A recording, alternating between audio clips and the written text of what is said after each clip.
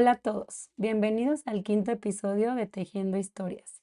Hoy voy a profundizar más en el enfoque sistémico familiar, el cual les va a parecer fabulosa la filosofía y la percepción que tiene de los problemas humanos y de las relaciones humanas.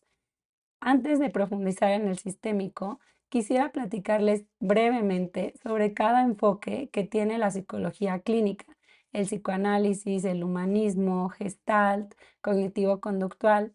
Esto porque a veces los que no somos psicólogos no sabemos mucho de los enfoques y creo que es interesante conocer más a fondo su filosofía para así poder elegir qué enfoque creo que me viene mejor en el momento de vida o lo que estoy atravesando.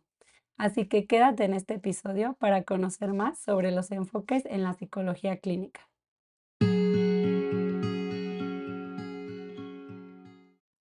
Hola a todos, ¿cómo están? Ya estamos en el quinto episodio, se me ha ido muy rápido todo, siento que apenas voy en el segundo.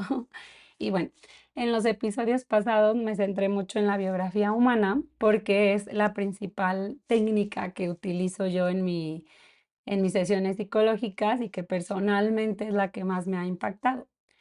Hoy decidí irme en orden hacia las técnicas terapéuticas antes de que pasemos a temas más específicos y decido empezar a contarles sobre los enfoques que existen en la psicología clínica. Puede ser que muchos de ustedes ya hayan ido a un psicólogo y algunos puede que sepan qué enfoque tenía su psicólogo, pero la mayoría a veces no lo saben. Cada psicólogo tiene su estilo, me queda claro. Sin embargo, algo que a mí me encanta en mis sesiones y de ley lo hago en la primera es platicarles sobre mi enfoque. ¿Por qué? Porque para mí es muy importante que mi paciente sepa qué filosofía tengo, qué estudios, como qué visión del mundo, porque para mí esos son los enfoques, como el lente que te pones para entender la realidad del ser humano, de las relaciones, de los problemas, etcétera. Entonces, si mi paciente no sabe eso, siento que estamos perdidos. Y muchos cuando ya fueron a un proceso les pregunto si sabían y no lo saben. No sé si está bien o mal, pero es algo que a mí me encanta, que tengan la certeza como de qué estoy trabajando, desde dónde y tomen la decisión de si eso es para ellos o no es para ellos. Entonces, al final me voy a enfocar más en el sistémico, pero se me hizo interesante darles un breve resumen de cada uno de los enfoques principales. Ojo, si algún psicólogo me está oyendo, yo sé que puedo caer en sonar muy simplista, porque imagínense cuántos años nosotros estudiamos nuestro enfoque y hay muchísima profundidad. Sin embargo, mi intención es bajar esta información a las personas que no estudiaron psicología para que puedan darse más o menos una idea de estos enfoques y sepan, ¿no? Como cuál me suena más, con qué tipo de psicólogo me gustaría ir, porque creo que incluso tanto por personalidad, pero a veces por el problema que traigo en ese momento, me cae mejor a veces cierto enfoque, ¿no? Entonces, aclarando ese punto que quizás soy simplista en explicarlo, voy a dar pie a contarles un poco. Y bueno, tenemos 5 principales enfoques. De estos enfoques hay muchos subenfoques, o sea, cada enfoque tiene distintas técnicas, visiones, etcétera, ¿no? No me voy a clavar tanto en eso, sino en la parte más global del enfoque. Entonces tenemos el psicoanálisis, el cognitivo-conductual, el humanista, el gestalt y el sistémico familiar. Ya últimamente han salido, se podría decir nuevos enfoques, pero que por lo general los encasillan en uno de estos bloques generales. Entonces voy a empezar con el psicoanálisis, que probablemente es el que más conocen. El psicoanálisis, pues su padre es Sigmund Freud. Y el psicoanálisis se centra sobre todo en la exploración del inconsciente. Nos propone que los comportamientos, las emociones, las vivencias están sumamente conectadas a subconsciente y a inconsciente o a las pulsiones de vida. Y sobre todo, quizá podrían pensar que este debería ser más mi enfoque, pero se centra mucho como en las vivencias de la infancia, del pasado, cómo quedan en esta cajita del subconsciente y son las que dominan al consciente.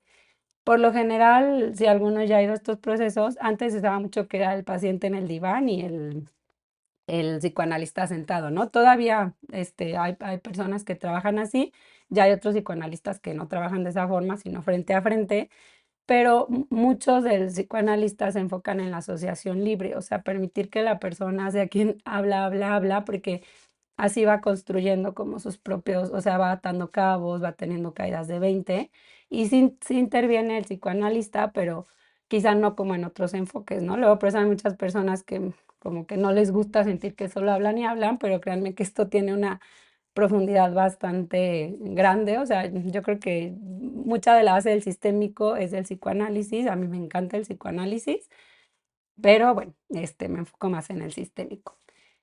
Vamos a pasar al cognitivo conductual, quizá también es de los más conocidos, incluso se emplea mucho en la terapia con niños. El cognitivo conductual se basa en la idea de que todos nuestros pensamientos, nuestras emociones están interconectados y que si logramos cambiar ciertos pensamientos que a veces son irracionales o nos están causando conflictos y logramos como cambiar esa cognición, por ende las conductas se modifican. Entonces, en el cognitivo se basa mucho como en dejar tareas o hacer ciertas prácticas como más, ¿cómo decirlo? Como más puntuales, orientadas a que la persona vaya haciéndose consciente de todos estos pensamientos, creencias, cogniciones que tiene, las cuales al modificarlas, pues comienza a cambiar los comportamientos y por ende como el tipo de problemas que estoy teniendo en la relación. Y el cognitivo conductual se centra mucho más en el presente, por lo general no se van tanto a infancia o a estos temas. Les digo, estoy siendo un poco como general, ¿no? Porque es muy profundo, claro. El enfoque humanista tiene como principales autores a Carl Rogers y a Abraham Maslow. Maslow es el que hace la pirámide de las necesidades, que luego muchas veces vemos ahí en redes, y se enfoca sobre todo en la capacidad que tenemos como individuos para autorrealizarnos, o sea, como en esta motivación, esta necesidad de crecimiento que tenemos y aquí se prioriza mucho cada experiencia subjetiva, o sea, no tanto la parte como, por ejemplo, el cognitivo, ¿no? Que es más objetivo y los comportamientos, las cogniciones. Aquí es un tema un poco más subjetivo, de búsqueda de significado, ¿no? ¿Qué significado tiene mi vida y qué deseo de autorrealización tengo? Y si lo tengo claro, ¿cómo entonces voy cambiando comportamientos, actitudes para llegar a ese potencial, ¿no? Esto del potencial humano es un término muy importante en el humanismo, porque se cree que todas las personas tenemos un potencial enorme, el término de la voluntad, y que a través de esto podemos lograr los cambios. Esta es una terapia pues muy, o sea, se llama humanista, pero me refiero como muy humana, muy linda, muy cálida en el trato del terapeuta con el paciente. Quizá les puede sonar un poco también como el libro del hombre en búsqueda de sentido de Frank, que creo que entra mucho en esta parte como el deseo de encontrar un sentido de vida y actuar con base en ello. Bueno, la Gestalt es desarrollada por Perls y este enfoque, su lema principal y que yo amo esa frase es que está centrado en el aquí y el ahora. Promueve muchísimo la conciencia y la aceptación del presente. En la terapia gestal se ve al individuo como un todo y pone el énfasis en la responsabilidad personal que tenemos de crecimiento, de mejora personal. En la Gestalt se utilizan mucho técnicas muy creativas y muy experimentales de desarrollo que ayudan a fortalecer la autoconciencia. Por ejemplo, la silla vacía, ¿no? Que si la persona trae como algún tema con su mamá, con su papá o incluso un tema de duelo, pues ponen una silla vacía donde tú visualizas a la persona y le expresas todo lo que le quisieras expresar. Es solamente una técnica, hay muchísimas más. Y esa es la Gestalt. Y el enfoque sistémico familiar, que voy a ahondar un poquito más en este aspecto, ve al individuo como parte de un sistema. A mí me encanta por este punto, porque no somos seres aislados y yo creo que nos construimos casi completamente, porque sé que la genética importa, pero por el contexto social y familiar en el que llegamos a existir, ¿no? O sea, jamás, aunque yo traiga esta genética y esto, si hubiera nacido en otro país, en otro año, yo no sería la misma persona que hoy soy, porque el sistema nos mueve, nos involucra, ¿no? Entonces, tanto el individuo impacta al sistema como el sistema impacta al individuo. Se le llama sistémico familiar porque sobre todo se enfoca en el tema de la familia, pero también pone mucho énfasis en los sistemas más grandes, que es la sociedad, la cultura. Entonces, todo esto va de la mano, ¿no? Individuo, sistema familiar, sistema social. El sistémico considera que los problemas individuales son más bien un síntoma de una disfunción que existe en el sistema.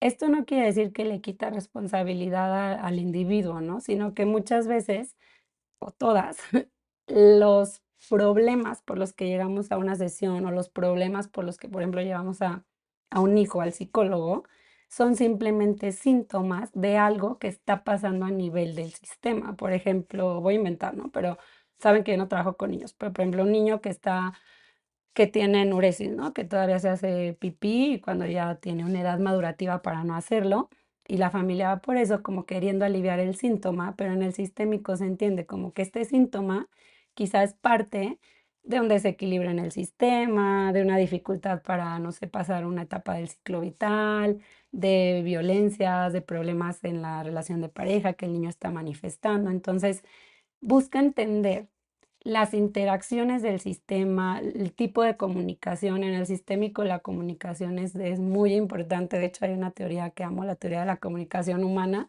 Si tienen chance o quizá haga hasta un episodio de ello, porque hay 5 axiomas que propone Václavic, que es maravilloso el entenderlos porque nos ayuda muchísimo a mejorar nuestra comunicación. Ya de aquí se desprenden otras teorías también fabulosas, como la comunicación no violenta, que también me fascina ese enfoque. ¿Por qué? Porque a través de la comunicación, y no solo hablo de lo que decimos, ¿no? Sino de lo que expresamos con el no verbal, con nuestras acciones, de la interacción que ya hay entre las personas, hay muchísima comunicación violenta. Y el descubrir estas disfunciones en el sistema nos ayuda a que el síntoma desaparezca, ¿no? Porque a veces si nos damos solo ese síntoma, pues luego va a aparecer otro y otro y otro porque no estamos solucionando el problema de raíz, que sería este rollo más sistémico. De hecho, a nivel empresarial también es fabuloso como observar bajo estos lentes del enfoque sistémico, ¿no? Es muy interesante. Y bueno, dentro del sistémico, como les decía, y de todos los demás, pero ya enfocándome en lo mío, hay muchos subenfoques, ¿no? En el sistémico está el estructural, que se enfoca más como en entender este nivel de estructura, que tanto los papás están en el lugar que les toca de adultos, los hijos en el lugar de hijos, qué está pasando con la abuela, como entender la estructura del sistema y los roles de cada persona. Está el estratégico, que se enfoca más en crear estrategias de cambio. Está la narrativa, que en lo personal yo la utilizo mucho. La narrativa trata mucho de externalizar los problemas, o sea, como dejar de creer que somos el problema, sino que el problema está fuera de nosotros y tenemos esta capacidad de cambiar. Algo aquí muy importante, porque ya se me está acabando el tiempo, no me quiero alargar mucho, es que el sistémico familiar no tiene que trabajar con toda la familia en terapia. De hecho, está esa opción, pero por lo general ya se está optando mucho por ver al individuo, a una persona, nada más al paciente que te busque, y lo puedes hacer bajo este enfoque, porque lo entendemos con esta lógica, ¿no? De que este individuo, los cambios que él haga en automático mueven a todo el sistema a crear un cambio. Entonces puedes trabajar solo con un individuo. Es como voy a volver a usar el ejemplo de la empresa, ¿no? O sea, si un área, no sé, calidad está fallando, no solo va a fallar calidad, sino que va a empezar a afectar a producción, a compras, a todas las demás áreas. Es igual en una familia. Si hay un síntoma, un problema en un miembro, en automático afecta a los demás y viceversa, porque es interrelacional, ¿no? Si el sistema se modifica en automático, el individuo también genera los cambios. Bueno, a mí me encanta el sistémico. Quisiera contarles mucho más, pero recuerden que mi objetivo es hacer podcasts pequeños. Estoy considerando si el otro ahondo más como en estas teorías que hoy les contaba, de la narrativa, de la teoría de la comunicación humana, o si ya me voy como hacia la parte de hipnosis y psicogenealogía. Así que lo dejaré de sorpresa el próximo episodio. Y si tienen dudas, si les interesa saber más, no sé, de algún enfoque. No soy experta en los demás, pero también podemos traer a algún invitado que nos cuente más sobre otro enfoque. Así que bueno, Me dio muchísimo gusto contarles esta parte porque me remonta a mi universidad el volverlo a contar. Y gracias por escucharme. Nos vemos el próximo martes para que escuchen el siguiente podcast. Les mando un abrazo a todos.